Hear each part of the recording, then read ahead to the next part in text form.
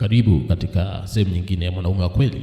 Hii ni episode yetu ya kwanza ambayo tunaita jina la kuwa mwanaume. Nisikilize, kwa sababu tunayoongea ni masuala ya kuwa wanaume, lakini masuala yenye faida kwetu sisi wanaume na kwa wale wanaowategemea wanaume. Kuwa mwanaume sio swala la umri, sio sauti nzito tu au ndevu usoni. Ni safari ya ndani, safari ya maamuzi magumu, kuwa na wajibu mzito na misimamo isiyotetereka. Leo nataka tuzungumze pamoja, wanaume kwa wanaume, lakini hata dada zetu wasikilize. Kwani kuna namna moja au nyingine ambao nao wanamtegemea mwanaume kwenye maisha yao. Mwanaume anaishi ili kujenga, anaishi ili kutunza, anaishi ili kubeba. Sasa katika kanuni chache nitazungumzia, ni kanuni muhimu sana za kuzitafakari kama mwanaume. Ninakupa moyo, ninakupa elimu, kwa hiyo tafadhali nisikilize. Kanuni ya kwanza, fikiri kama askari, sio mwathirika.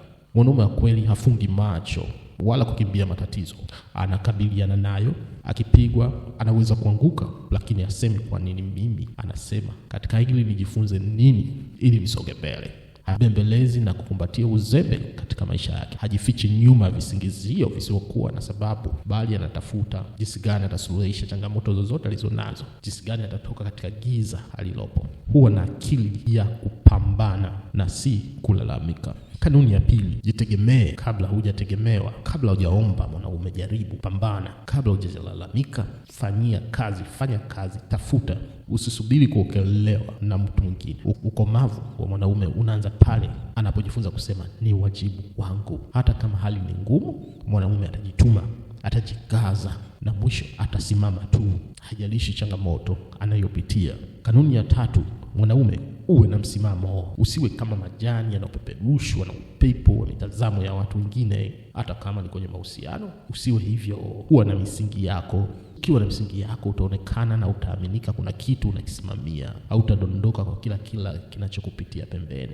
Thamani ya mwanaume haipimwi kwa mavazi, magari au mali anazomiliki. Mwanaume anapimwa kwa jinsi anavyoheshimika, kwa jinsi gani yeye ni mkweli, na kwa jinsi gani hauwezi kutikisika katika misingi yake. Tumeelewana? Kanuni ya 4, mwanaume usikimbie maumivu, pambana. Maumivu ni sehemu ya safari.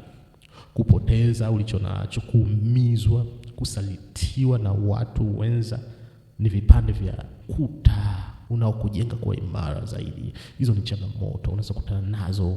Wewe ni dhahabu, unapitia kwenye moto ulainike na kuwa kitu bora. Changamoto zozote unazopitia, amini kuna njia ya kutokea na kuwa bora zaidi kuliko jana. Sawa, mwanaume, mambo yakikukuta usijute sana. Yakubali kwamba yametokea, lakini usiyatumie kama kisingizio cha kujivunja moyo, kukata tamaa. Hayo maumivu yote yachukulie kama sehemu ya kukusukuma mbele, kama sehemu ya kufanya kuwa bora zaidi na kutokubali kurudi nyuma. Sasa ningeenda kwenye kanuni ya 5. Jenga mahusiano ambayo yana nguvu, mahusiano ambayo unayaamini na unayakubali kwa kuwa umeyataka, sio kwa hofu wala kulazimishwa. Mwanaume kweli sio mwanaume wa kubeba tamaa ndogo.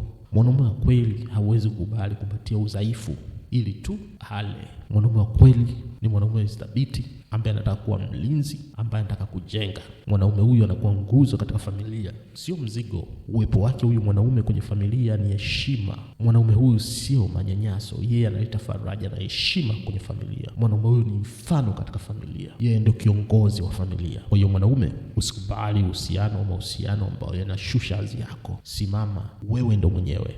Bila wewe usiwe na mahusiano yoyote. Kanuni ya 6, mwanaume wa kweli hakati tamaa. Hata kama amechoka, kuna siku utajisikia umechoka, kuna siku kila kitu utakiona kinaenda hovyo, lakini mwanaume wa kweli hakati tamaa. Anaamka tena, anafuta jasho la maumivu anayopitia, ananyanyua kichwa chake na anaendelea kupambana, kwa sababu yeye hakimbii mapambano. Yeye ni sehemu ya ushindi. Kuwa mwanaume ni ushindi, na una watu nyuma yake wanaomtegemea yeye ashinde. Hauwezi kuangusha. Mwanaume kweli hakati tamaa. Kuwa mwanaume ni zaidi ya jinsia, ni jukumu, ni agano.